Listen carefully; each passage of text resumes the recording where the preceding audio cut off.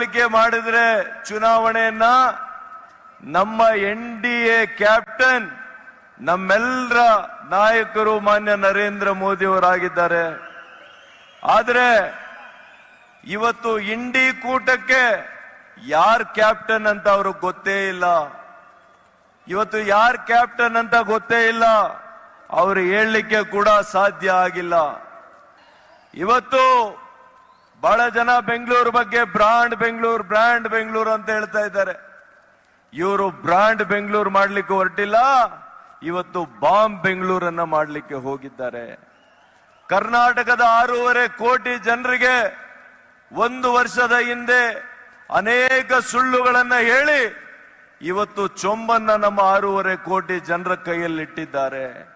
ಹಾಗಾಗಿ ಈ ಕಾಂಗ್ರೆಸ್ ಸರ್ಕಾರ ಚೊಂಬು ಬಾಂಬಿನ ಸರ್ಕಾರ ಅಂತ ನಾನು ಹೇಳಲಿಕ್ಕೆ ಬಯಸ್ತೇನೆ. ಆದರೆ ಇವರು ಮಾತ್ರ ನಾಯಕರುಗಳು ದಿಂಬಾಕೊಂಡು ಚೆನ್ನಾಗಿ ಮಲ್ಕೊಂಡಿದ್ದಾರೆ. ಏನ್ ಕಾವೇರಿ ಬಗ್ಗೆ ಮಾತನಾಡಿದ್ರು.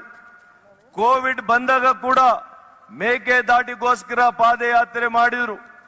ಆದರೆ ಕದ್ದು ಮುಚ್ಚಿ ಕಾವೇರಿ ನೀರನ್ನ ತಮಿಳುನಾಡಿಗೆ ಅವರು ಸ್ಟಾಲಿನ್ಗೆ ಮೆಚ್ಚಿಸ್ಲಿಕ್ಕೆ ಮಾಡಿದ್ದಾರೆ.